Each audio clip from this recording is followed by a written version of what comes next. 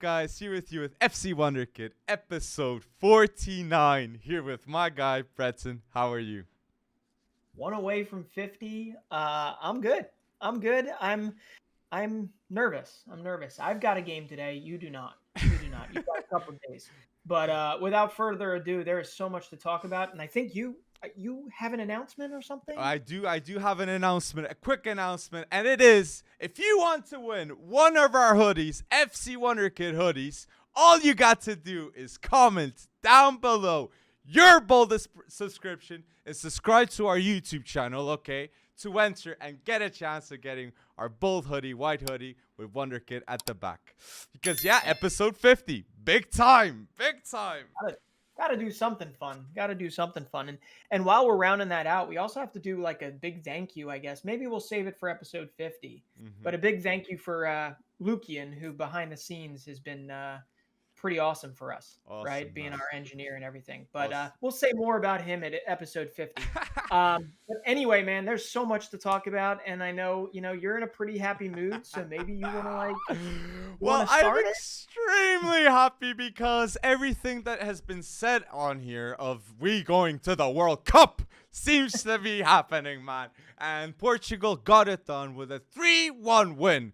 Come on, that ending got me.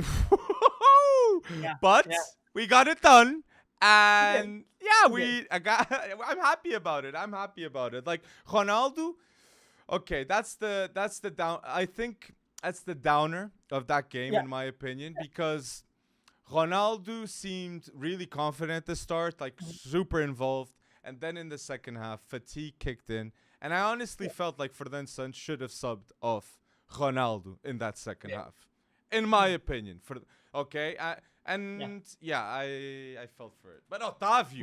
Ralph Rangnick would have subbed him off. We know Ralph Rangnick would have subbed him off. Exactly, Ralph Rangnick would have. But Otavio, 1 goal, 1 assist, showing the world. Come on. Like, everybody was talking about Otavio after that match, and deservedly so. That assist to Jota. Everyone but you, right? You were dragging him through the mud beforehand. And even, like, it's true. Yeah. I wouldn't have put in Otavio as a starter because I would have started João Felix, okay? Yeah. But after what I saw, I can't take him off. And, I mean, really what it comes down to is, when we're proven wrong, especially about our respective national teams, I will happily be wrong about something or some player because they play above what we expect them to. And that Otavio, I mean, he was direct. He got it done. And I love seeing Mateus Nunes get his goal. I think was it assisted by Leal? Assist by Rafael Leão. Yeah, instant impact. Mateus Nunes straight off the bat. And even Felix too. He came on too. And, like, come on, the link up was so nice. Like, João Felix in the national team, he's silky. He's a baller, okay, people? Okay, it's worth watching. But Otavio, what a game by him. And Diogo Costa too. Diogo Costa played well in the goal. That was the bold.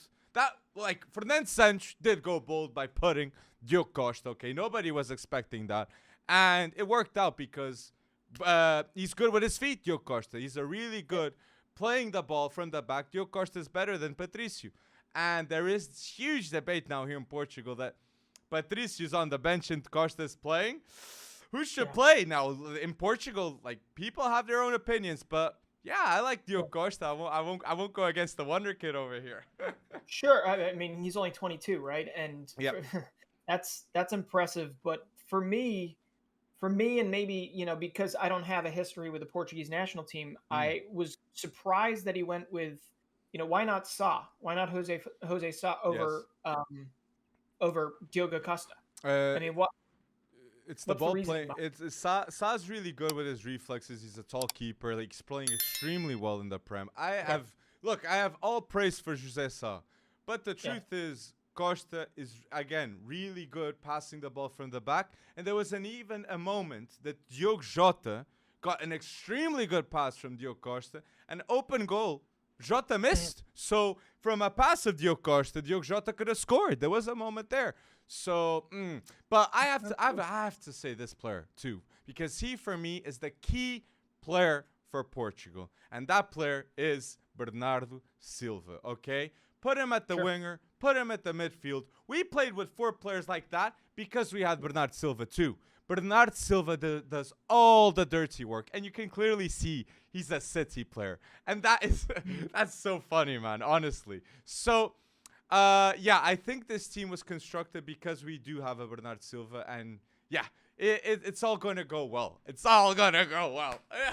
I think a part of that excitement also has to do and also has to do with, and we don't need to go there just yet, but also has to do with North Macedonia getting outshot 36-3, but still finding a way to win, and that's who you'll face. And anyone saying that you're disrespecting North Macedonia, or any of us are disrespecting North Macedonia by you being excited that Portugal is playing North Macedonia, very clearly you're not a competitive person. You'd rather play the less ranked team and the team that got outshot 36-3. I completely understand that sentiment, because something tells me, and this is not a bold statement, but something tells me Cristiano Ronaldo is going to do something versus North Macedonia. He's going to kill North Macedonia. He's going to go bold. My and that's nothing against, and we'll talk about North Macedonia a little bit. That's nothing against what they just achieved, which is absolutely amazing.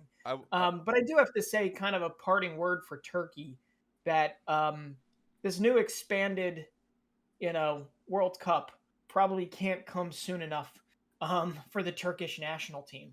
I know they've made a couple Euros, but I don't think they've been in the World Cup since 2002, when I think they finished 3rd. I mean, that was like Hakan Şükür. Oh man, who are the others on that team? Emre Belzoglu. I'm going to say his name terribly, but they had some real ballers back in 2002, and they have not been back since then. 20 years now, 5 runs. So the expansion, and I know Euro only gets 3 extra clubs there, but Turkey just always seems to be the odd team out. And Cengiz Ünder, hell of a baller. He played pretty well against you guys. Got to give him credit. It was tough seeing Burak Yilmaz sky that penalty kick when we all probably thought that was going to go in. But he made it. Yeah, it was just, it's tough. What I'm loving to see is now, today, we have Ronaldo in the training session saying, the king is back. And we can say already, Pep is going to play against North Macedonia, okay? 39-year-old Pep leading the back. And come on, thank God he's there, okay? I'm really happy about that.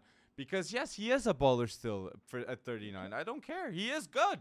He's still a very good player. And I got to say this. This is why I'm so hopeful Portugal is going to beat North Macedonia. I got to clip it saying I really believe, because we have 100% wins in the playoffs. We beat Bosnia, okay, in the 2010 World Cup playoffs. We beat them again in the 2012 Euro playoffs. And then we beat Sweden in excellent fashion with Ronaldo going bold and Ibra going bold too in that game. And those iconic playoffs that Ronaldo delivered. And 2014, we did win too. So 100% wins in the playoffs. I remember that game really well. Did they both have a brace? No, I think Ronaldo scored 3 and Ibra scored 2. So he really outperformed Ibra. It was Ronaldo. It was literally Ronaldo versus Zlatan. I remember that because there were some ridiculous goals in that game too. Wow. But no, I mean, hey, you have every right to feel confident now, and Pep coming back is huge for the fighting spirit, and I think they're going to need to fight tooth and nail to get past this Macedonia team, because they haven't tasted this.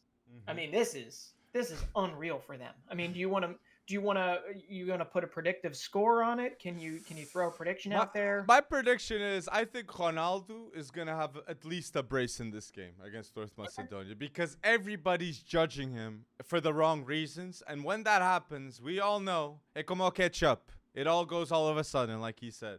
So I think, but going with North Macedonia, Italy that you mentioned, I think the first thing I gotta say is Italy miss big time Spinazzola. Okay, with Spinazzola, they would be in the World Cup. Okay, it may be. Well, at least against Portugal. So they would have gone in the game against Portugal if they had Spinazzola. And Jorginho, okay, this is bad. Jorginho hasn't and won't be playing in a World Cup until he's 34, at least, because Italy haven't qualified again. And by then, Jorginho won't even really be a name. It'll be Barella, Locatelli, Tonali. You're going to see Ravella. You're going to see a bunch of these. That's obviously their strength is their midfield. And the other player too is Chiesa. It's Spinazzola and Chiesa. Yeah. No Chiesa, no party. Like Berardi, okay, he had some shots, but come on, you need to get that final dagger. And Chiesa, I think he would have gotten that goal too. Okay, and sad to see Verratti, 8 key passes and still nothing. Players like Barella's not gonna go to the World Cup. Tonali's not gonna go to the World Cup. So, Italy. Donnarumma? Oh, and this is crazy. Ever since Materazzi head-butted Zidane, Italy have never gone to the knockout stages of the World Cup. So Zidane went bold, and he might have put a curse on Italy, okay? And we don't know. He might have. And it was Zidane doing the headbutting, but I'm telling you, 2010 Italy, the Azzurri out in the group stage. 2014, I believe they were out in the group stage. 2018 didn't qualify. 2022 didn't qualify. The funny thing is the last knockout game they ever played, was the final when they won in 2006. That's what I said. It's just absolutely amazing. But Gianluigi Donnarumma picked possibly the worst month to have multiple, bad games. Okay. I mean, he was pretty much at fault. PSG versus Real Madrid. Okay. Booted out of the UEFA Champions League. And then, I'm going to say it, call a spade when it comes down to this. He fell asleep. He fell asleep in that game. That looked savable to me. That goal looked savable to me. And if you don't think he's going to rip it, in the whatever it was, the 91st minute, 90th minute, 88th minute, whatever it was, you don't think he's going to rip it from there. I just, if you're a world-class goalkeeper, which we obviously know Donnarumma is, I am just so kind of disappointed. And I don't know how many other people feel like this, but that was my first thought. Wow, that should have been saved by Gigio. It makes no sense to me how that was. And I got to ask you.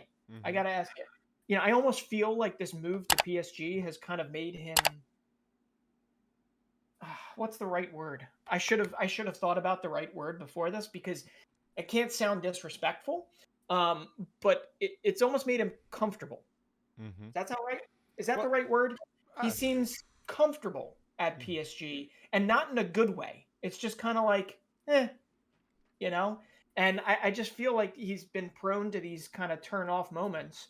Whereas we all know that if this kid is locked in for 90 minutes every game, he is possibly the best goalkeeper on the planet at all times. I agree totally. And it might be because he's going against Keylor Navas. And in his head, he might have not earned that spot. And he's there playing instead of Navas. So I am just rumoring. I have no idea what's happening with Donnarumma. But it poses the question, for sure, was it the right move to go to PSG with Donnarumma? I don't think it was. I think Juventus would have been the right move for Donnarumma, but let's wait and see what happens. And frankly, staying at AC Milan, but Milan couldn't stay with him. It would be impossible, Breton, because of the money involved with Raiola and the wage bill cut that we will talk more ahead with Maldini. And it went from 140 to 80 million. That wage bill down. So clearly, AC Milan is a better team without him. So yes. They are. But then we can talk is Mike Maignan better than Donnarumma? No, I mean, I wouldn't necessarily say that, but if you're not spending as much as you would be to retain a Donnarumma, Mm-hmm. they were able Exactly. to. And to be honest, I mean, we're going to get to this for Mm-hmm. Serie A, but I think Stefano Pioli, their head coach, Mm-hmm. deserves a whole lot more respect Facts. for what he's done with what he has in front of him. I mean, Facts. they haven't really spent big, but we'll go into that when we And get to our mm, end. But I gotta say, sorry. just pretty quickly, because first off, um, it sounds like Mancini might actually be staying. I mean, do you think that he should stay in charge and oversee this? Do you think that there needs to be like another youthful revolution Mm-hmm. in the Azzurri ranks, or do you think they're like, oh, we're European champions still? I mean, do you think that there are fans? There's so many questions here, but do you think there are fans out there that would have traded that European championship for a ticket into both of the World Cups that they just missed? That's a bold question to arouse. I'm not. Look. I would have personally not switch it. Okay, because a Euro win is a Euro win still, Yeah, but like not going to both World Cups and the first time ever in Italian history that they are missing 2 consecutive World it's amazing. Cups. I think Amazing. that is enough for Mancini to be on the spot, at least in the limbo stage. Okay, not being comfortable Yeah. and seeing how it goes at the start of next qualifications. But if it doesn't start well, he's definitely going. Yeah, he's definitely going. And this has to be said too. Italy don't have, I think, the same amount of talents that England, Spain, Brazil. Até digo Portugal. Yeah. Portugal has a better future, okay, in terms of talents than Yeah. Italy right now. Okay, Yeah, I agree. right now. Mhm. I mean, And I can name off the top of my head, like it's obviously all midfielders yeah.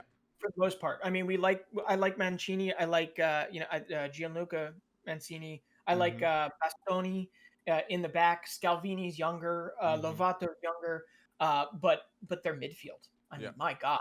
Verratto. I mean, you can't Verratti, Barella, Locatelli, Tonali, Zaniola. I know he's a Mhm. little more advanced.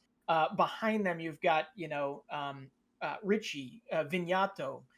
You've got some really good players, Scamacca. but These yeah, Scamacca, Raspadori. I like don't know, like Esposito. Where do they're you not go better with this than team? Felix and Leo.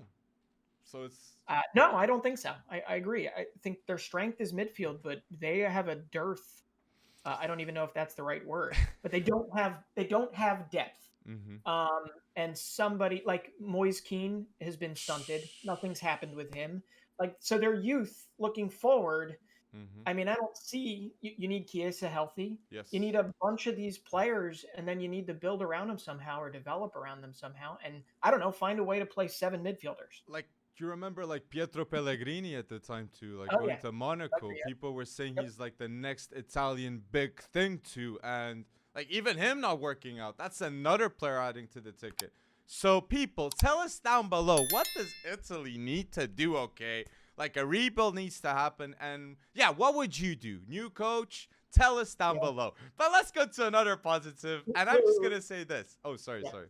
I don't know. Were you just about to talk about North Macedonia? Because I just got to give them their just dues. Just yeah, Christovsky. Excellent Okay. captain, okay? And I have to say too, Bruno Fernandes is gonna play against Christovsky in the next game, and those two are like best mates at Sporting, so that's gonna be an interesting thing too that's gonna happen in the sides. But Yeah, and yeah, I was amazed to see that Alif Elmas yes, was not part of their 11. I mean, he was not in there, and that is actually a player that I can safely say is one hell of a baller, mm-hmm.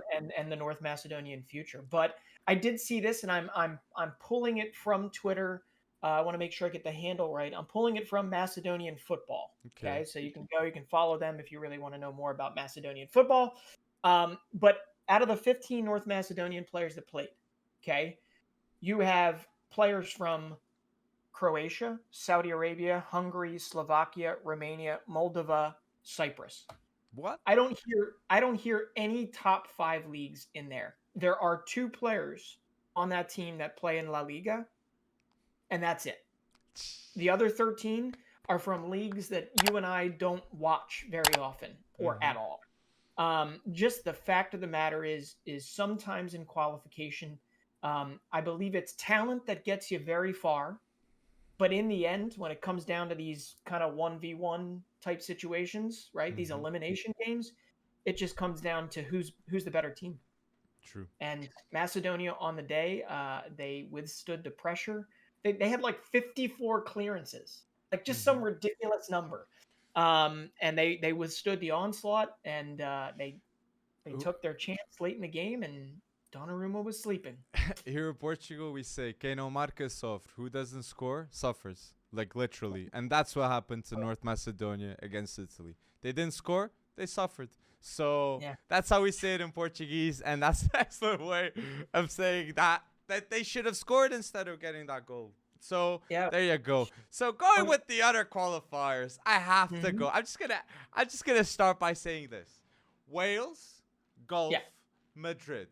That's the order of priorities for sure for Gareth Bale, okay? Because that brace, what an iconic game for Bale, okay? The confidence, the smile. Oh, I was so hyped up for Bale. I mean, and he was also laying it in to journalists, I believe Spanish journalists that were just going after him in the press. And this was a major, they called him a parasite. Exactly. And just a major FU to them. He went bold. He really did. And both of those goals, you just mentioned it, but like, you know, obviously the first one was a free kick, right? Yeah. And then the second one, that second one, that was just that pounder, like into the corner. You're not saving that ever. You're just not saving that. And that is so iconic, Gareth Bale. And I think you're right. I think he's got his priorities, and Wales happens to be at the top. But I do also have to mention a kid that is stuck in the mud at Tottenham.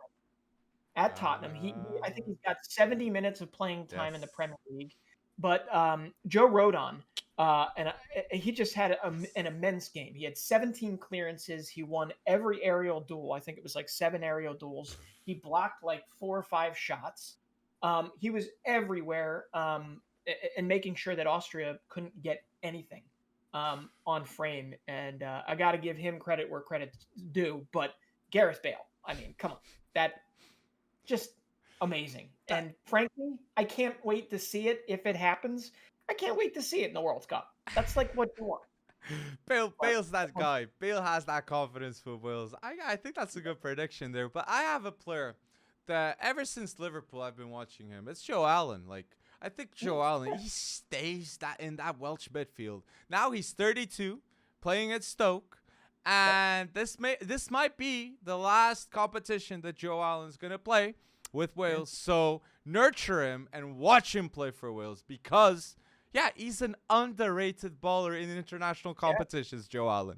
So well, you know what they say, if you can do it on a rainy, cold night in Stoke, then you know. Exactly. No, Joe Allen, great. I mean, Harry Wilson, exactly. He didn't have a great game, but he's been immense for Fulham this year.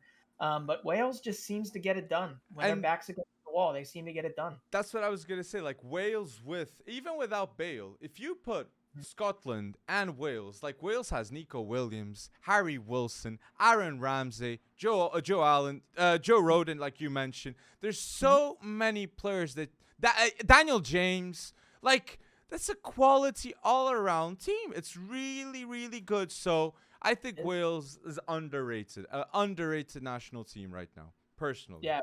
Well, one last figure, and I didn't write this one down, but I saw it somewhere, and I'm going to steal it again. Is it true that Gareth Bale has had more goals in that game, or the same amount of goals in that game that he does for Real Madrid since the beginning of the pandemic? Oof. I actually, I'm not sure on that stat, but I'm not sure on that stat either, but it sounds mildly correct when all is said and done. But hey, kudos to Wales, and who do they have next? Well, now they go they go through. Now it's Sweden, Poland, the game next. Sweden, Poland. Like, Sweden, Poland is the game next, and Portugal against Macedonia. Those are the 2 games. That's why it was such a big hype for Bale. Because, getting that done. But now Sweden against Czech Republic, okay? Sweden got it done. And Isaac with that assist, and I have to shout out to Elanga getting that debut for Sweden. And the comments before the game of Ibrahimovic was the thing that got me cracking, because Elanga went up to him and say, "Oh, you played with my dad at Malmö," and Ibra was like, "Who are you?" And so Ibra has played with Elanga's father and with Elanga, so it's fantastic to see that Ibra is still there. Go to Ibra, and he said he's gonna retire only when he sees a player better than him. So let's wait and see more and more, because Ibra the GOAT.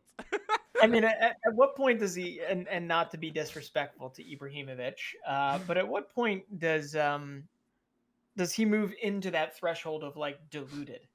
He's a hell of a player, but there are already players that are better than he Can't is call right Ibra deluded. I'm not calling him deluded. I'm saying at what point would we consider him? I get that his confidence has taken him to massive heights, but come on, man. There are already players that are better than he is at this moment in time. I think he knows too. At the very least, they can stay healthy. And there's no doubt Zlatan is one of the GOATs. Especially, I don't know. I mean, but you gotta love his hubris.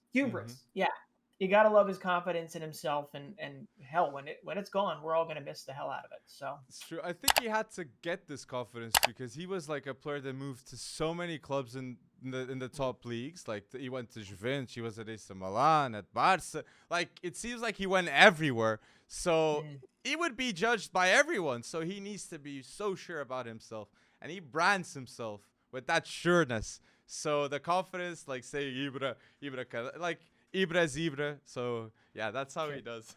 That's how he does it. Oh, but yeah. Well, I am bummed that we won't see Adam Hlozek at the World Cup. I thought that might have been like a good stage for him, but I also thought that was going to happen at Euros, and it didn't really happen at Euros either. But yeah, they missed Kufal. Sweden is they're just a very organized team. They're not amazing, but you know me. I like talking about that Scandinavian kind of organization, right? That team sense that seems to kind of populate not just Sweden, but Norway kind of doesn't have it because Holland is a very interesting talent, right? But between Sweden and Denmark, it's just a whole lot of fun to watch. But I think Sweden's going to find its way into the World Cup. So no Lewandowski in the World Cup for your prediction. Sweden, Poland? Well, if they can find a way to silence Lewandowski, which I know is easier said than done, I think Sweden's going to find a way through. That's a. You don't agree? I agree though. I think Sweden's gonna go through too because but it's crazy, man. We both predict Lewandowski going. So it hurts. It hurts. It's the team. They have a better team. I agree with you. So people, say down below your predictions, okay? Here in Europe in the World Cup qualifications, and let's get to your side of the pond. Yeah, let's do it. So obviously, there's no playoffs on our side of the pond. There's something called the octagonal, which is coming to an end. And the U.S. had their first massive test. They went down to Mexico, and I'm not afraid to say it. They outplayed Mexico in Mexico. They did, and the only downside is we didn't have a goal to show for it. Christian Pulisic had a phenomenal chance, but Ochoa saved him point blank. And then late in the game, Giovanni Reyna. Yes. Love seeing him back. Kellen Acosta was our Otavio in this sense. Kellen Acosta, everyone was like, he can't get it done. He's an MLS player, blah, blah, blah. I didn't feel this way, but a lot of people were saying it. And he had a phenomenal game in Mexico City, in the smog. He dropped a ball over top to Gio Reyna, who instead of playing it near post and trying to beat Ochoa, played it back across goal to an onrushing Jordan Sabachu, otherwise known as PFOC, who plays for Young Boys and has like 20 goals this season. And unfortunately, Jordan PFOC just messed it up. I'm not going to take Herculez Gomez's signature saying, which is he PFOC'd it up. But it was tough because we walked and think of, this is how far the U.S. has come in this sense in just the 4 years since Cuba, since Trinidad and Tobago. There was a massive subset of the fan base that said, we are disappointed that we did not take 3 points from Mexico in Mexico. Something that has never been done in qualifying before. Okay. So that in and of itself means that there's progress, I guess. And we did it without Serginho Dest. We did it without Weston McKennie. But those 3 points would have been massive. And instead we went away with 1.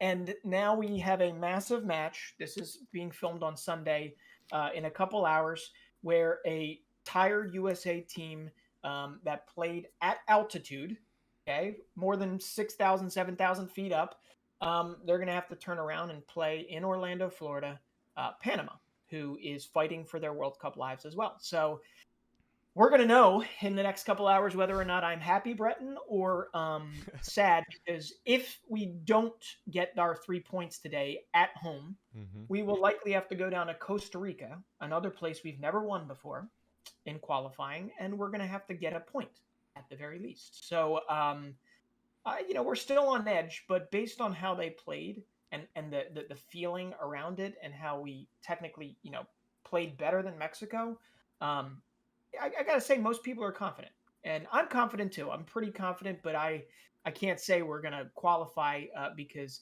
Cuba, Trinidad and Tobago is still in my mind. And I just think today's the day. You got to get it done. Got to get it done. 3% chance? Like, what are the chances today? No. But you guys are going to get it through. Yeah, I do. And I'm not going to say it out loud. But I believe that Christian Pulisic, I believe that Tyler Adams, like these guys are all forged from that defeat, from that. They weren't all there that day, but like they were, you know what I mean? Like they were there in spirit. They were young boys looking at that and saying, he had everything on his shoulders. We were riding like an 18-year-old kid to qualify, limping in this 2018 fiasco. And now it is that time to just right the wrongs, right? Get it done, so that we don't have to go down to Costa Rica and hope for something. So I watched that. I didn't watch the game. I'll be honest with you, the Mexico US. But the only thing I watched that went throughout Twitter, you mentioned it, was the Gio Reyna run, and what I thought in my head was the biggest talent in the US Mexico game is a US talent, and it is Gio Reyna. E há muito tempo, a long time, I haven't seen this, okay? I know Pulisic, but there was a debate, there was debates at the time with Lozano, but then after Pulisic got it done, he's better. Yep. But it was clear that the best talent was with the US, and I wanted to say that because Reyna looks cracking. I mean, so good. He does, and he only got 30 minutes to show what he can do, and I think in that one run that you're talking about, he beat 5 or 6 Mexican players. But even he, when asked about it after the game, was like, "Yeah, but it didn't amount to anything." Exactly. So you love to hear that because he's like, "Hey, I did it." But it did amount to something. It reduced pressure, right, on his teammates. It allowed them to dribble out. But late in that game, we got those last 5-10 minutes. It got weird. But Gio Reyna, he is this unique blend of, he's got strength, he's got speed, he's got just a technical grace that we haven't seen since maybe young Christian Pulisic, pre-hamstring injuries and all that craziness.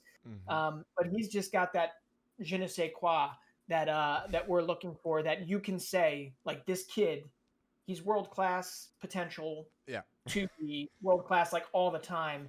So I hope that continues and he doesn't, bite the injury bug. I think he's got a higher ceiling than Pulisic because of that creativity that he can go through the middle, and he can play on the wing too comfortably. He kind of reminds me of Bernard Silva, Gio Reyna. Like not the same gravity. He's a more physical player. He's taller, but you guys have, again, a world-class player in the making, as you said. I have to agree. And with the CONCACAF, any last mentions? It's Canada. Their dream dream of making it is deferred. They had a red card. Costa Rica found a goal, and they're on hold. But I think, I'm pretty confident today at home. It's as if they wanted it. The world wanted them to do it at home, and I think it's fitting for them. So they play Jamaica. Leon Bailey in Jamaica, who is somehow healthy to play for Jamaica. And it's going to be nice to see. And this is one I can confidently say Canada will punch their ticket on this Sunday. And we are going to get to see Alphonso Davies, hopefully, back, in the World Cup. Mm-hmm. And let's be honest, if there's somebody that personifies Canada's rise, it's Alphonso Davies and Jonathan David. And for them, even though I'm an American, I cannot wait to see Canada in the World Cup, and I hope they get it done today. But with that said, what would Costa Rica be if, and you mentioned him earlier, what would they be without Keylor Navas? That man deserves so much more than he gets on the club stage. That man deserves a starting spot week in, week out, and he just is so important to Costa Rica, to CONCACAF. He's so important to this region, and he's just such a legend. And even more so, he's a hell of a person off the field. I don't know if you saw this, but he has taken in 30 Ukrainian refugees into his house. Yep. Into his house. The cinema. Into a cinema. Yeah, exactly. And using his ability, that he has built for himself, the life that he's built for himself, to house some people in need. And Costa Rica, they have the momentum. I really don't want to get into a fighting match in that last game. I hope everybody gets what they need, and that Panama's the odd man out. Sorry, Panamanian friends. I think that's Keylor the Navas, case. man, I think that's so the good. case too. And before they go to the World Cup in December, I think Jonathan David, by that time, he's already in another club after the summer. And the hype around that Canadian team will be much, much more than it is right now. So people, any predictions from the CONCACAF side on the World Cup, put down below. We want to see all of them. And now let's go with CONMEBOL. Let's Argentina. Let's start with Argentina because Messi. Yeah. This is a stat. Let's go stats here. Argentina are unbeaten since July 2019. Okay. Yeah. Argentina are 100% World Cup contenders with this stat. 100%. And seeing the game against Venezuela, I was surprised that they played McAllister from Brighton at that camp slot, and straight away subbed in Di Maria, 9 minutes, assist, 12 minutes, goal. So it's like Di Maria is one of the most underrated, no doubt. Definitely this decade players, okay? So even for Argentina, sorry. How many minutes did he get versus Real Madrid? Exactly. He should have got a lot more. More. So yeah, but for Argentina, he will start. I think. Yeah, I think he will too. And that Alexis McAllister shout, I was not expecting it, even though he was subbed off. Well, he is one of 3 brothers, all McAllister brothers. And I think they came up at I forget where they came up from. Argentinos Juniors, maybe, but Argentinos Juniors. But what I love is, I don't know if you've heard of Home Alone. Yes. The movie, the Christmas movie. Yes. The kid's name in it that goes like this. That's played by Macaulay Culkin. His name's Kevin McAllister, and his brother's name, Alexis's brother's name, is Kevin McAllister. So there you go. Anyway, Christian Romero is going to be absolutely huge for Argentina. I think you're right. I mean, after seeing them trouncing Venezuela, it wasn't even close, and no, Venezuela is not that good, but after seeing that, it is very, very clear that they are a favorite. Them and Brazil, who looks like a team, but just to put numbers to it, because you mentioned it's July 2019, almost 2.5 years. It's 21 wins, 9 draws over that time period. So good on them. Leo Messi looked phenomenal. but I don't know. I don't know if they're better than Brazil, man. I mean, we can. But the atmosphere in La Bombonera was immense, and I think that comes as a response of the atmosphere in Paris, because you can't treat one of the legends like Messi like they did in Paris. For me, that was embarrassing. Okay, I have to say that. And another stat combining with this: when Messi scores, Argentina haven't lost in 12 years. Okay, so I'm scared of Argentina going to this World Cup as a Portuguese man, especially with Ronaldo there. Ronaldo against Messi, there'll be a huge matchup if that happens. Okay, there is that possibility, but I have to say something too. I really believe after, it's not even Messi. If Messi stays after Di Maria retires, after Otamendi retires, like Aguero, I already feel there's a bit of a dip with Argentina. So,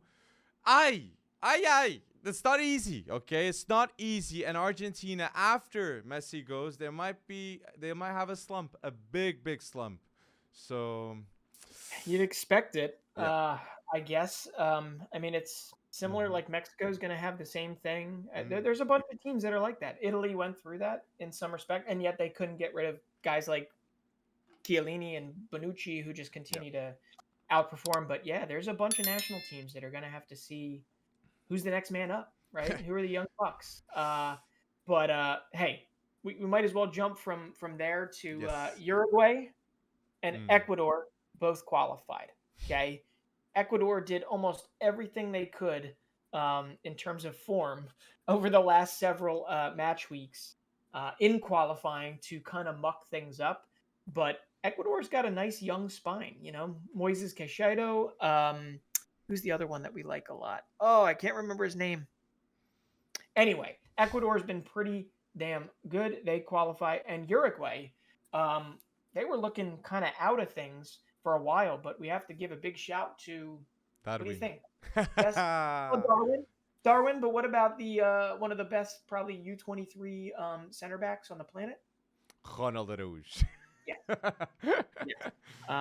He's now, I think he's now into, between him and Barcelona for club and country, he's got like a 13-match unbeaten streak going. So he's just killing it these days. So it'll be nice to see Uruguay there. We'll get Luis Suarez one more time. We'll get Edison Cavani one more time.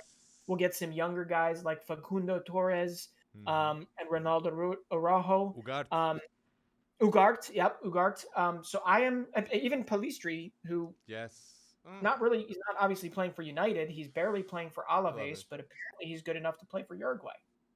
So that's an interesting shout for Pellistri getting that call. But Ugarte, I can tell you right now, he's developing extremely well, and he'll play for Uruguay. And Ronald Araújo, like, is he the next Godin for Uruguay? Like Jimenez? Like, oh my days, that might be better. Better? Ooh! Godin. Hey, yeah. Well, yeah, definitely. He can become that better. I agree. But for me, Godin, very underrated. That prime peak Atleti was Godin. But yeah, I agree. Uruguay getting it done. That seals the deal. Benfica fans must have been hyped up because 75 million is the asking price right now for that win. Wow. That's a lot. It is. West Ham gave 50. But I think that's steep. I think they said that wasn't enough. But let's see. I don't think a lot of teams will need a striker, but yeah. Well, the rest of the state of CONMEBOL is Colombia. Luis Diaz got it done. Colombia, they unfortunately need help. Peru, I think, is 2 points ahead of them, and they just need to win their last game versus Venezuela and then see what happens with Peru. But Peru got beat up. Peru has Paraguay next. Chile, who has dropped form as well, is still in the running, has to get by Uruguay, who just qualified. But Colombia is behind, and I would like to see a Luis Diaz. I know I'm showing a little favoritism here, but I would like to see him at the World Cup. But it's going to take Peru mucking it up, and it's going to take Chile mucking it up in this last game, which I believe is Tuesday as well. So we'll see, but they kept their chances alive by beating up on Bolivia. Sinisterra finally got his role to play in it, though he didn't get his goal. But obviously, cream of the crop, man. Argentina, And Brazil. yes, I knew you were going to mention Brazil. And I have to ask you this. Do you Chill, think chill. Brazil can make the exit finally happen for Brazil? Yeah. So you're big up on Neymar. I mean that team is looking like a team.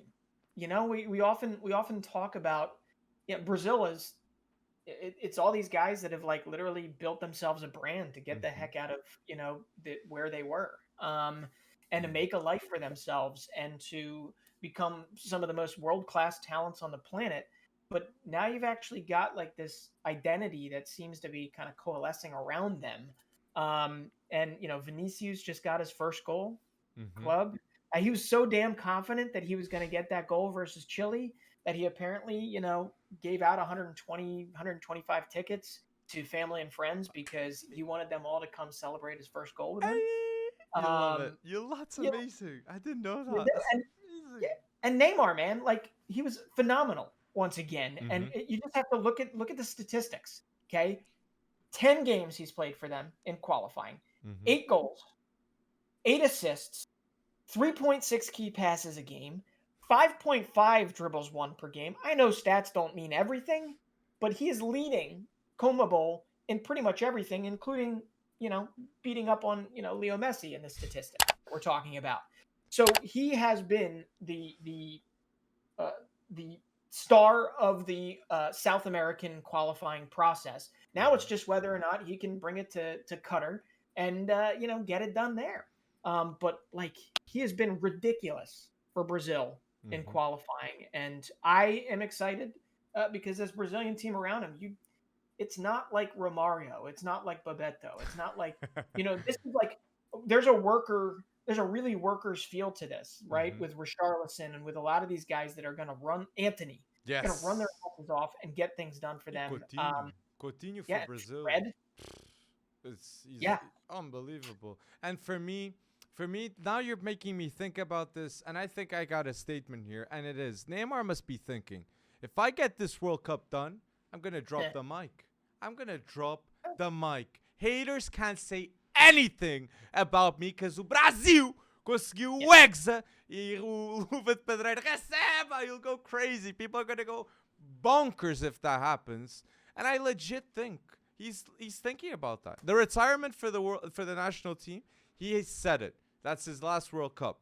So I legit think that's what he's thinking. Or maybe he just does the same thing, this Gareth Bale is to Wales as maybe Neymar is to Brazil in the future. Maybe he just retires from club life and just focuses on country for the rest of his life. But so you put Neymar 100% in the all-time Brazil team? Ooh, 100%. All-time Brazil team? God, no. Not yet. Not yet. He's got to get something else done. In terms of stats, he's already there. We can't but it's not all about the stats for sure. I put Ronaldinho's legacy. There's still players that but it's a debate. He'll get there, I think. Let's see. I gotta be hopeful. All I know is I can't wait to be doing our pre-World Cup best 11 prediction, all that fun stuff. The lineups. It'll be a fun one. It'll be a fun one. That's gonna be fun. So, do you have anything you want to mention on the qualifiers? Just a couple. Japan and Saudi Arabia also qualified. I really like this Japanese team, and I think they could do pretty well at the World Cup. What is pretty well at the World Cup? Get out of their group potentially. Yeah. But they do have a bunch of pieces that are really interesting. And, the one that just stepped up is Mitoma, Kaoru Mitoma, who scored 2 goals to beat Australia. And he happens to also be a Brighton Hove Albion player. So go figure. Brighton just seems to bring these guys in before they kill it on the international stage. And then in Africa, we had our first rematch leg of Salah versus Sane, and the Liverpudlian Giants.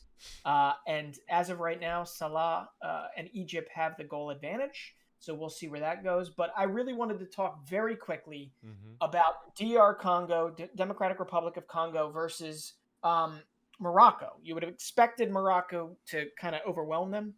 And no, it's 1-1 heading into it. And I just have to bring up, I feel like that Real Madrid PSG game, kind of messed with Achraf Hakimi because he has not been the same since that. And it's only been 4 games in total. So it's a very small sample size, but he was not good in this game. Not good in this game. And he certainly was not good against Monaco when they lost 3-0 recently.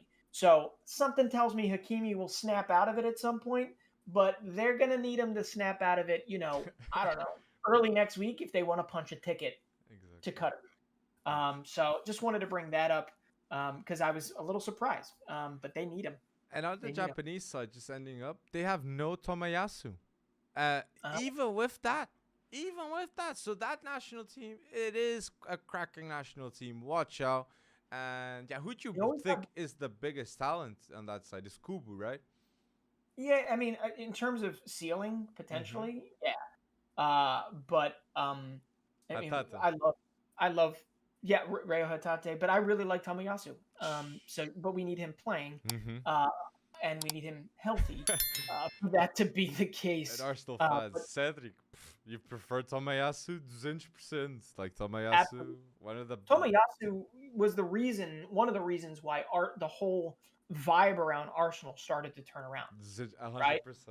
Yep. 100%, because it was just work ethic. It was like he makes a mistake, he keeps moving, he learns from it. He's bigger than you think he is. He's stronger than you think I like Tomiyasu a lot, and Arsenal, hey, as they fight for potentially 3rd place, they're going to need him back. Shoot set pieces, he's very underrated because of how tall he is. That is very true. So, people, any World Cup qualifiers predictions we haven't mentioned, please put down below, okay? Go bold with those comments. We want to see them. And don't forget to like the video. So, on the friendly side, I want to mention here, Harry Kane, okay? He became now the joint all-time goal scorer for England, okay? And I'm not going to have the debate right now, but I saw on Twitter people saying, who's better, Kane or Rooney? I still don't put Kane ahead of Rooney, okay? But it all depends on the next move of Harry Kane if he gets that one right. So I think it's his brother, his agent too. So, I don't even want to touch that debate right now. But there is a lot, obviously. Anyway, he scored and he equalized in a friendly. It was a fun game for the most part. Harry Maguire, I know you were happy he was on the bench. But Conor Gallagher got his first start. I thought he was player of the match. I think he was even named player of the match. And Tyrick Mitchell, also at Crystal Palace, also one of the leaders of tackles won in the Premier League the last 2 seasons. I was very happy to see him get his first cap. So that was cool to see. But I think you're right. You were right on him. I watched him play. I think you're right on time. I think he's going to be a player that he's going to be on the long run for England. I think you're right on him. Crystal Palace, too. They had Mark Gahey, Tyrick Mitchell, and they had Conor Gallagher, man. So, that's unbelievable. And with Gallagher, Conor Gallagher played better than Henderson next to him. Okay? Yeah. He was doing better passes, creating better, and the passes to Kane, too. The movement, the link-up play between those two. I was very impressed with Gallagher. Very impressed. Very impressed. There you go. He's coming around. No, you've always been impressed with Gallagher, just not as much as, I've been singing his praises mostly due to his engine, but I feel like his technique and his awareness has been catching up to the rest of him over time. So I think you put Gallagher ahead of Mount. I did. You put that shows just how big of a player you really think he is. I got ridiculed for that, probably rightfully so, but Well, maybe next season Gallagher plays ahead of Mount in some games, right? You never know. I really think he has a future if they're willing to give him the chance. At Chelsea, I think he's got a future there. But I agree. And there's a player too I wanted to mention with England because I criticized him a bit before because of how he plays for his club. And it's Luke Shaw. Luke Shaw for Man United. Come on, disastrous? No, but pretty poor. And for England, a completely different player. What a worldie that was. And he's super involved at all times. Like, legit, he is a complete different player. Just like Maguire for England, too. So, I had to mention that. I had to. I'm with you. Yeah, Well, great to see. But in that other friendly, mm, the Netherlands steamrolling of oh. Denmark 4-2, I think. Mm-hmm. I feel like we just have to announce it again. But it was pretty amazing. Christian Eriksen Yes. got he recovered from COVID, was able to join camp, was able to get there in time and meet the metrics in order to play. Got his got his calling, I guess, later in the game. And of course, within 2 minutes, on I think probably his first or second touch of the game, he roofs it, puts it in the back of the net. And I'm pretty sure everybody, Dutch fans, Danish fans, everybody was rooting for Christian Eriksen and clapping him. And it was his first goal, right? 287 days or something like that since the day that he literally died on the pitch. So it's just amazing to see him back and contributing. And I hope he gets a shot at the World Cup. I hope he gets a shot at even if you bring him along as a locker room player or a late sub with vision. I agree. Everybody's his fan. Everybody's his fan. Definitely adds a lot, and like the whole crowd cheering just showed like how important that was. Great mention. I'm gonna mention a Wonderkid because Germany played Israel. And like Jamal Musiala, what is he becoming right now? Okay, I was like seeing him tracking back so much, putting the right passes. He is becoming so efficient at such a young age. Okay, if you watch tape footage of Musiala leaving Chelsea and now at Bayern and the national team, oh my days, the development is insane, okay? So I really have to give a shout out to Musiala because now he's playing in a deep line playmaker style. Come on! Like, he was aware. he can play it all. And I saw like Hansi Flick saying, oh, we're testing. He can play at the 6 maybe. What? What could? So I have no idea. Is N'Golo Kante in the making here or Kimmich? or I don't know, a combination of all of the above. He can just turn it on. He's a Swiss Army knife of the midfield, and what a game by him. And Havertz, Havertz this season is completely different. Like people were ridiculing him in the first season he arrived at Chelsea, but now even for Germany, he's the man. Okay, so love it. I hope Wirtz can get back healthy enough in time to play a part in the World Cup. I don't know if he can. But successful surgery just announced today. I did see that. Yeah, that's great. I hope. But yeah, Musiala. All I can say is, could you imagine if England were able to lock him down, and if they could have had him? Wow. But yeah, I honestly don't know if he would have developed as well if he didn't go to Bayern. They've literally taken him under his wing and they've just taught him things. And I think I'm here for it. England fans must be like Jude Bellingham and Musiala. Imagine that midfield of those two in the Bundesliga playing together. Oh my days! But beautiful. Yeah. Facts. And another game that we have to mention too, like Spain, okay? Spain is overlooked with the youngsters, okay? Because they developed late stage. Pedri, okay, it was last year, it was already big talk. But Dani Olmo is an underrated Wonderkid, that talent that people don't talk about. Ferran Torres, okay, he's talked now at Barca, but he's a bit underrated too. Erik Garcia, okay? Erik Garcia has been performing well. Okay, sorry we haven't mentioned it because we should have against in the El Clasico. He played really, really well next to Ronald Araújo, and now he played really well for the national team too. So Gavi, Pedri, Ferran Torres, Fati coming back again. The rebuild of Spain goes joint forces with the rebuild of Barcelona. So I had to mention that. Don't we have to start calling him or only calling Pedri the new Spanish number 10? Pedri? Yeah. Isn't that his new thing? That is. Yeah, I mean, his first game, even if he wasn't scoring, even if he wasn't, I think you were going to say this, but even if he wasn't scoring or assisting, you could just see the presence. You could just see the intent behind everything he was doing on the pitch. And I just think he's only going to get better as his motor, as everything develops. But I'm still, I still think you're going to see a development kind of speed bump at some point. But maybe you already passed through it when he was, thrown into the fire of 50 plus games, 60 plus games in a calendar year. Maybe he's already through that development bump and now he's just Mr. World Class. I don't know, but I am here for what Spain is going to do at the World Cup. And I thought it was pretty damn bold that they also said, "Hey, Gavi, we're going to give you the start too." True. But that goal, who did they play? They played Albania. Yeah. That goal was hysterical. That Albanian goal near the end of the game before Dani Olmo put it away. Did you see that goal that they scored? I forget who it was. Uzuni, I think was his name. It hit off of one of the central defenders' faces, the Spanish central defenders' faces, and then literally like off of the face of Uzuni and just kind of trickled by the goalkeeper. None of it was intentional. It was all on accident. You need to look it up if you haven't seen it. It was a pretty hysterical goal.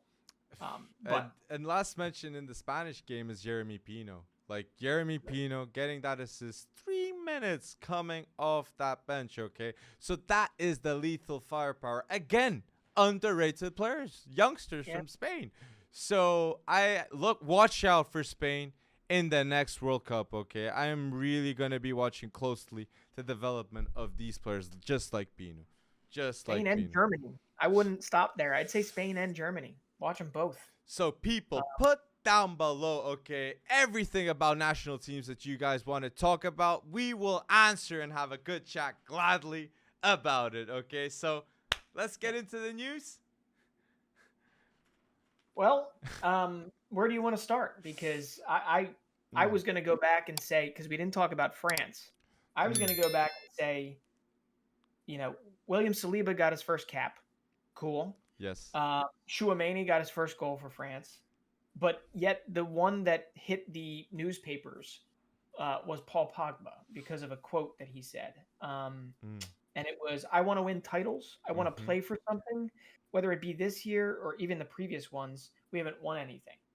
And like, all I have to say is, okay, we all understand Paul Pogba is a world-class player, but like, isn't he partially to blame for that? Like, isn't he a lot to blame for the fact of the matter that Manchester United has not necessarily, gotten it done? He came in like a bat out of hell when he joined, in a good way, when he joined United. 2016, 2017 was a ridiculous year for him. 2018, 2019 was a ridiculous season for him. Okay. But those first 3 seasons, he played 135 games, 31 goals, like 30 some assists. I think he was like best player of the UEFA Europa League when they won that. And I comes down to it, like over the last 3 seasons, he's got 87 games. He's missed almost as many of those games as he's played in. So he's missed 76 games to injury or suspension, and he's contributed 8 goals and 22 assists. It's just not the same. And he's supposed to be essentially a leader of that team. So while you can blame Glazers, you can blame, managerial carousels, you can blame whatever. Paul Pogba is just as much to blame, in my opinion. So that ESPN quote that came out like part and parcel with like the announcement of the French win, even though I don't think it had anything to do with either. That kind of hurt me because not hurt me, but it annoyed me because then you're now seeing how Erik ten Hag, right, which I know you wanted to get to, is reportedly interviewing to become United's boss. And I'm just saying, you got to offload this guy, maybe, right? I mean, what do? Pogba has to go before you move on? 100% Pogba's leaving. 100%. It's with Pogba, leading up with what you said. I really feel like Pogba just needs a new environment. It's just it. The confidence, the lack of self-confidence at Man United and what Man United are doing. Like, honestly, the thing with Pogba is he needs a controlled environment. At Juve, he had a controlled environment. At France national team, he has 200% a control environment. At Yeah. United, it's uncontrollable. Nobody has control. And when Mourinho tried to get a grip of Pogba, there was discussion, there was debate, there was tension because Mourinho didn't even have the backing of the other players in that locker room. Okay? Yeah. And that's the true problem of Man United. Not having the backing and everyone working towards the same goal. And gotta go with that. The Man United. So Yeah. I don't know. I mean, you think Ten Hag is the guy? You think he is actually going to be announced? I do think I think Man United still doesn't have a decision. But I think Ten Hag is the best one of all the decisions that they can do. I see Poch will improve, will be a better manager than what he is at PSG. Because look at what happened with Thomas Tuchel. Thomas Tuchel leaves PSG, then he's like the best manager in the world. But I don't think that will happen with Poch, but he'll look much better. And he'll create a happy environment at the club. But I still have a doubt, that is, will he let go of the problems of the club, the players that shouldn't be there? I don't know if he would do that. And Ten Hag, I'm confident that Erik Ten Hag would have no problems to let go of players like Pogba, like maybe Rashford, like Scott McTominay. I don't think he would be very good maybe with Erik Ten Hag, but other players like Donny, he'd love him. Sancho, he'd love him. Varane, he'd love him. De Gea, I think he'd love him. Ronaldo, I think he'd love him too. And the pattern is the winners in that locker room would love Erik Ten Hag. So I think that's why they need to lock him up. I mean, and with that said, he's barely winning the Eredivisie right now, and no, I'm just pouring water all over it.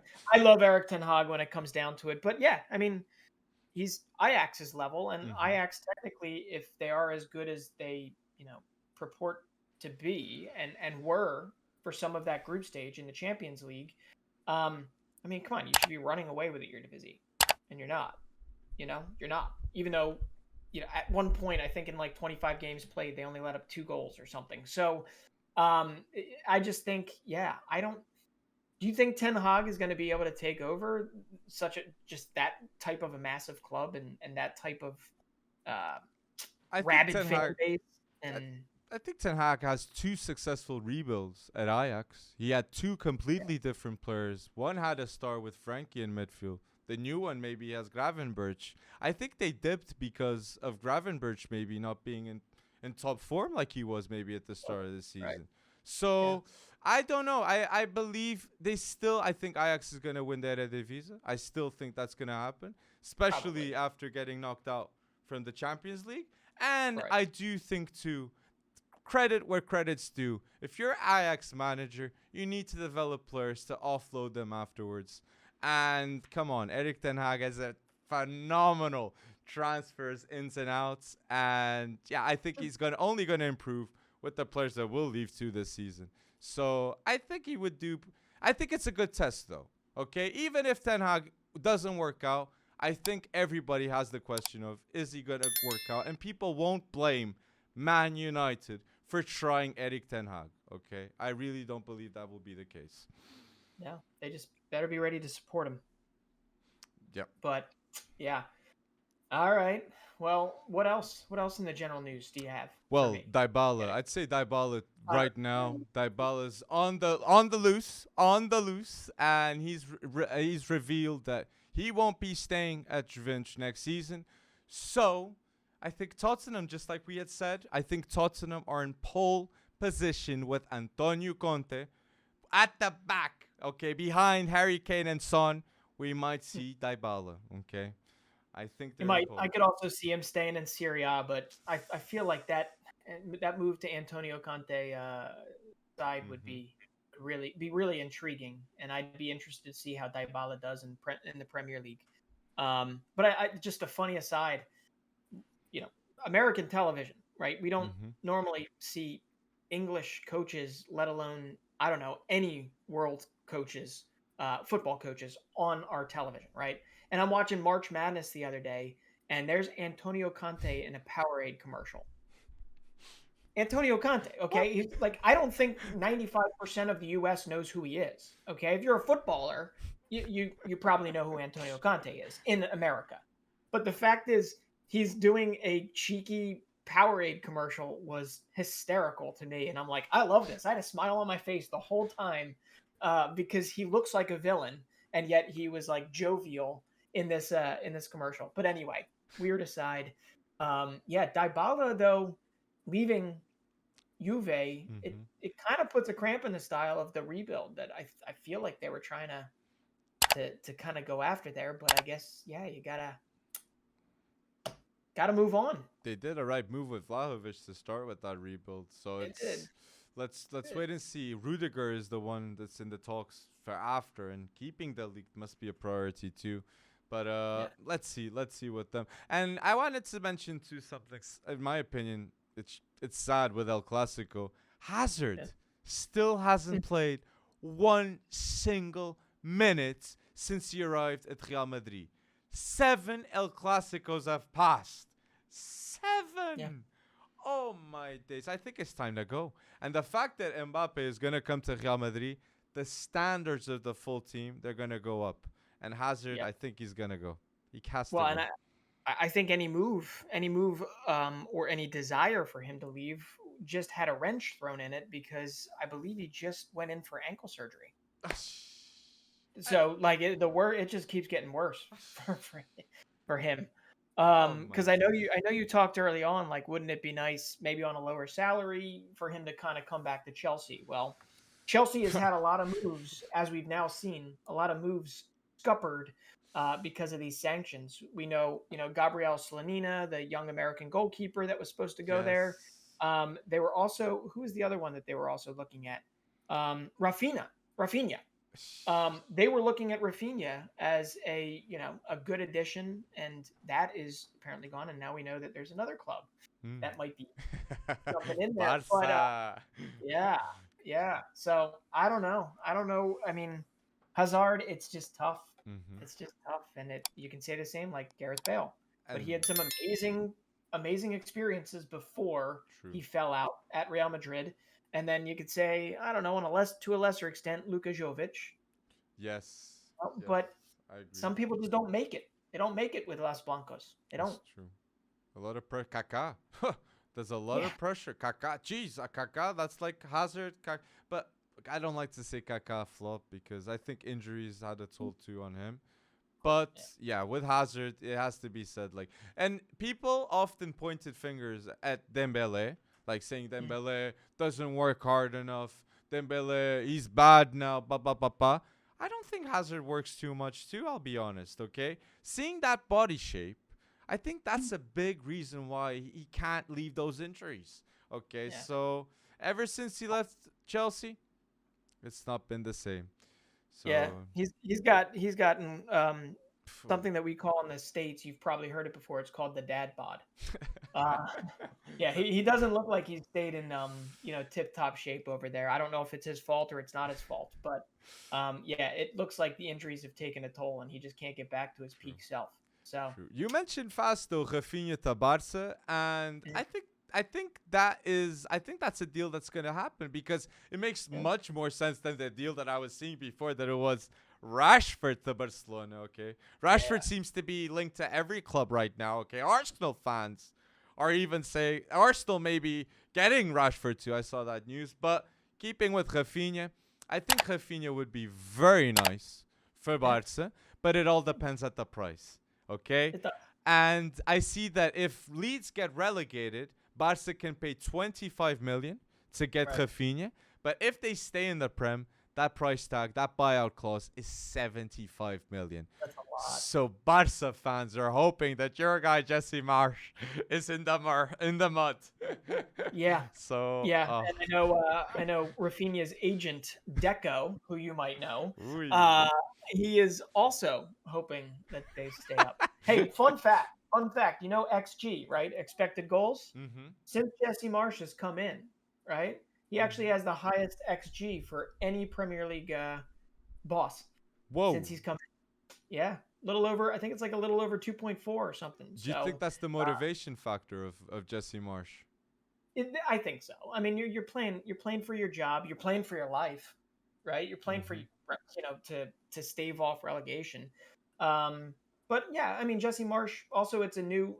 Just, I don't mean to pour water on a guy I really want to succeed, but just wait until they study him a little more. They figure out the intricacies, the nuances, whatever, and then they go after his weaknesses.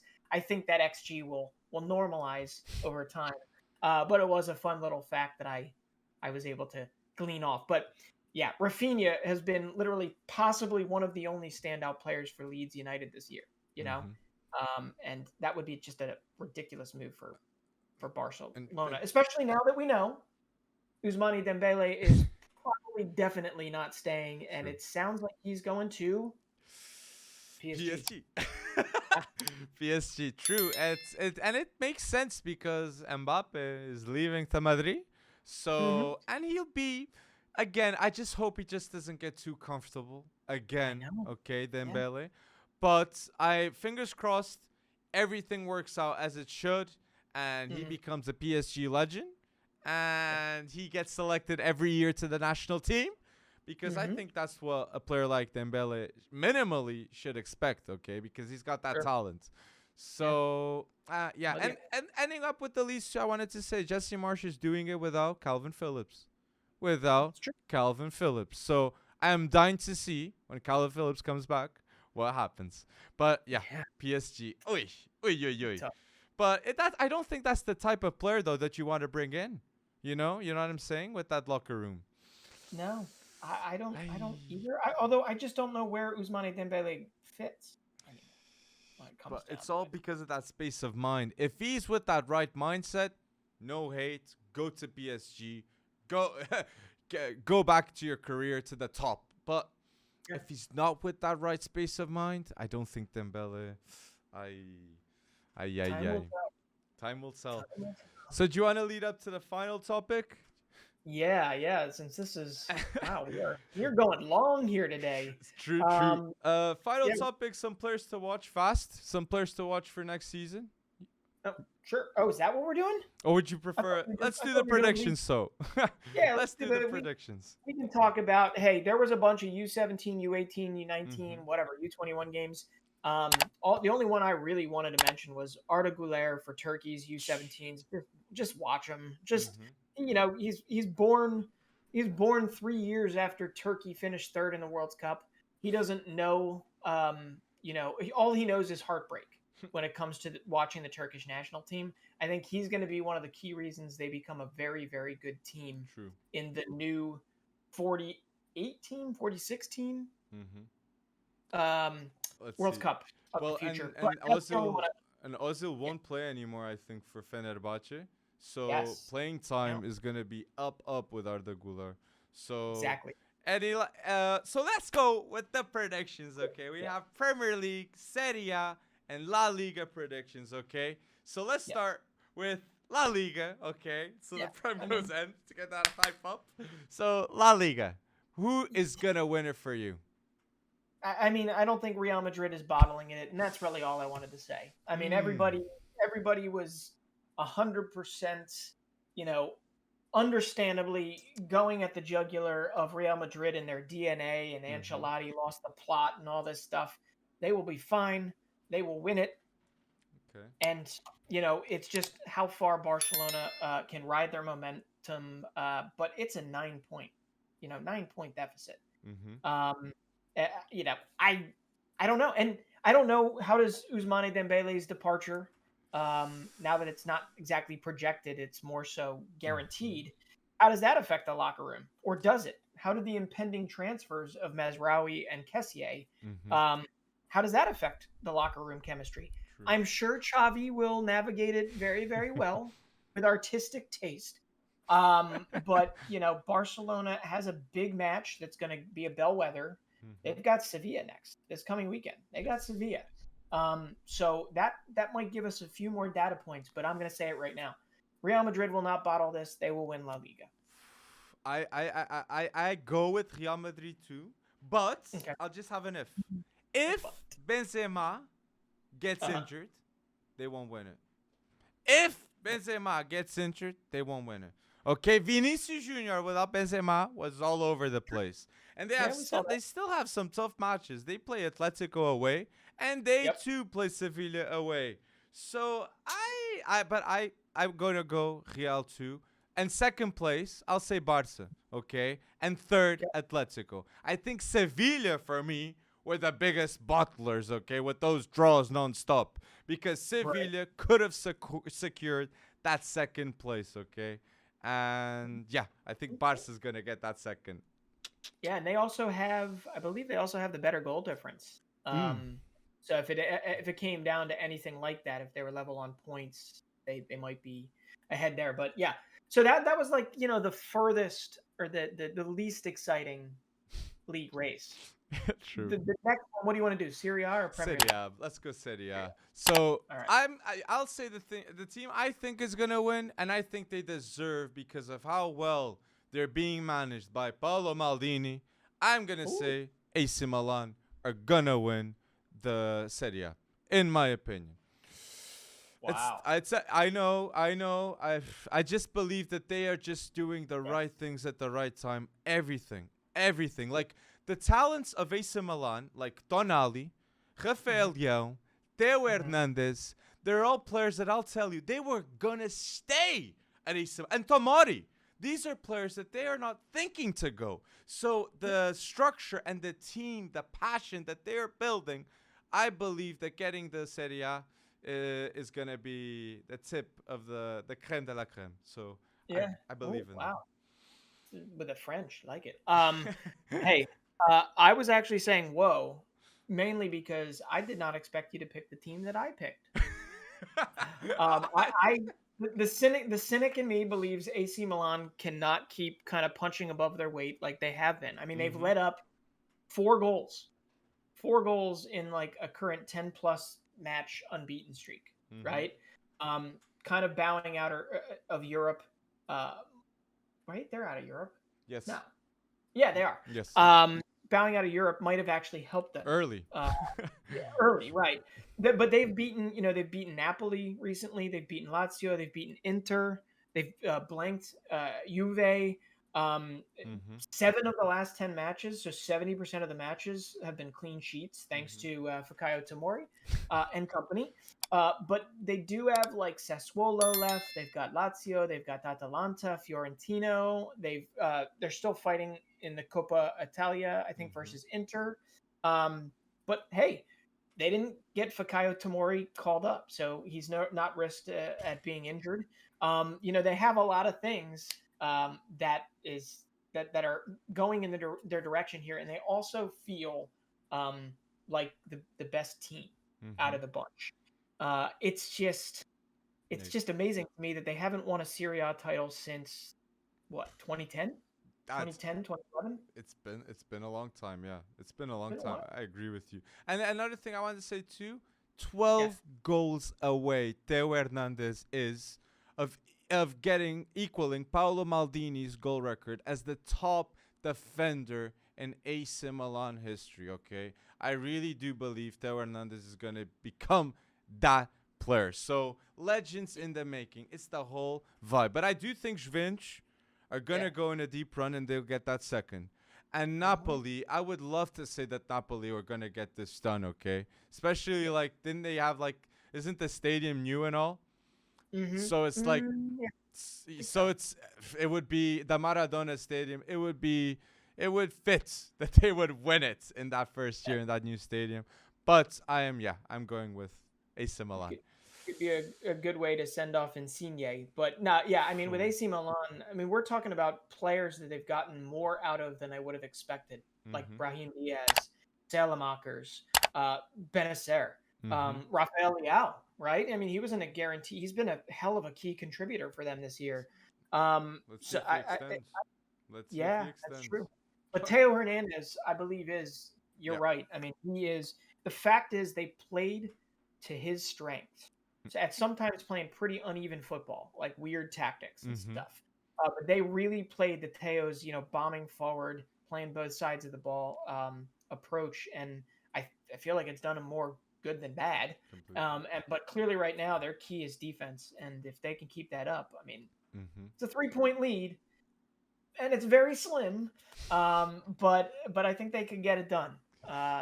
We'll see. Kessié going. Let's see who's coming. Gnat.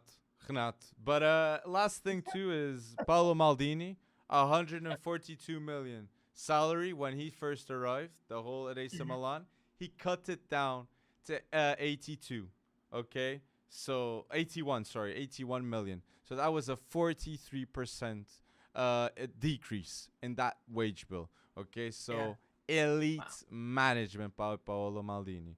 Okay. Yeah, and I mean, you got to give a little credit to Stefano Pioli too, right? Yeah. I mean, I don't think he's ever won a league title as a coach. So it'd be really interesting to see, if he does it for the first time ever. But like he has been a big part too of what Milan is putting together right now. But yeah, I mean, hey, it's the trajectory was there. They finished second last year, right after a pretty solid late run, right? Am I right about that? Yeah, and they're doing it again. So I'm excited. I'm excited to see if the Rossoneri can do it. But let's go to the Premier League because that's pretty interesting. So I think the debate is between two teams, right? No. No. Yeah, So, definitely. Arsenal getting the league. Getting it done. No. But okay, so City Liverpool. We have to say big match that's gonna be a decider. It's gonna be at the Etihad. And I'm gonna say I believe Liverpool are gonna win the league. Why? Because Luis Diaz signing. Oh my days. It's not stats like that. Like he has really been a super signing for Liverpool, okay? And Harvey Elliott too. Harvey Elliott coming back from injury, that looked like a signing too, in my opinion. So I just believe in that firepower of Liverpool in the Etihad, and I think they might win at the Etihad against City. Yeah. I think they might win it. Well, it's going to be, I think April's going to tell us everything, right? I mean, they've got, City's got Atletico Madrid, then they've got Liverpool. Yes. And then they've got Atletico Madrid, and then they've got Liverpool in the FA Cup. Yes. So April is going to tell us everything and who gains the momentum. And if Liverpool takes the top, it's hard to see them kind of giving it back. But I am still going to say that Manchester City's going to win it. And all I'm doing is I'm using, this is so boring, strength of schedule. I'm just looking at it and I'm saying Man City needs to get by Burnley, Leeds, Watford, Brighton, Villa, who hasn't exactly been the Villa we remember when Gerrard took over. Whereas Liverpool has Tottenham, Man United, Southampton, Newcastle, Wolves. So they've got definitely a harder go of it, along with obviously another campaign, Champions League, along with the FA Cup. But do they have the firepower to get it done? Yeah. And I don't know, you could flip this on its head and say having a stronger schedule means being razor sharp, like being, you can't let up. Whereas Manchester City, you could see him throwing a point or two away against a stupid game versus Watford. True. No offense to Watford fans. I get you. But I'm going to go with the practical side of me is going to say that Pep and City will hold on razor thin. It's going to go down to the last day. I think if City get that, I think so. But the injuries though, I'm worried though with Ruben Dias. And even that Atletico game, I think they're gonna have a proper challenge with Atletico, and some injuries might arouse in that Man City team against Atletico. Just saying. And there's another player like Trent. Trent ain't playing for England, and I have an idea why. Okay, I'm speculating here, but I legit believe Trent is saving himself up for what's to come. Okay, these big boy matches of Liverpool. So could be top. So you think City, Liverpool, Chelsea, and who in the fourth position though? Who? That's I mean, I think Arsenal is going to mount I believe, a fight for third place. They're 5 points behind. Chelsea has a plus 38 goal differential. Arsenal has a plus 13 goal differential, but 5 points separate the two. Arsenal have momentum. Arsenal have stability, and I'm gonna say some huge praise right now. Arsenal have a stamp with Arteta. The control possession of Arteta is starting to function, just like we see with Xavi. There's a lot of similarities in how they play Arsenal and Barca with the stamp of those two managers. So, but I have to say, just being devil advocate, United can solve a bit of their issues in that locker room and maybe go in a deep run to get that top 4. You never know. You never know. Yeah, but, I mean, I am surprised that Tottenham's still even in the running. 16 wins, 10 losses this season. 10 losses, which is wow. But they've won 4 of their last 5, so it's fun. This is what we wanted. Well, okay, I thought it was going to be a 3-way race, right? But hey, I'm just happy that it's close. I still remember. Yeah. My question is, would Tottenham be better without Kane? Ooh. Would they be better? Not as of late. Not as of late. I mean, Harry Kane has been a pretty vital part of their Jekyll and Hyde, but mostly, I don't know. Mostly winning as of late. I don't know. That'll be hard. I feel like I don't know. That'll be hard to keep him after this summer. I think City or United are gonna go extremely hard for Harry Kane, and let's see if they manage to keep him. But Conte will want money to spend on that team. Yeah, that's true. And he'll probably get it. He'll probably get it. Oh, yeah. Daniel Levy, you have no chance but to give him the money. with that Powerade money that you're saying from the States. I'm going to have to send it to you. I don't even know if it's there, but I'm like, Antonio Conte in an American, like March Madness. This is college basketball. And I'm like, wait, I know that guy. What the hell's he doing on my TV? This is amazing. I would be shocked too here if I saw him. So, people, don't forget to please support us and follow us on Spotify, okay? It's really important for us to be in those charts. And please don't forget to check out fcwonderkid.com and go check out our merch and see our fits. And repeating, comment down below your bold predictions to get a chance to get a hoodie in episode 50. So thank you for listening to episode 49, and don't forget to go bold.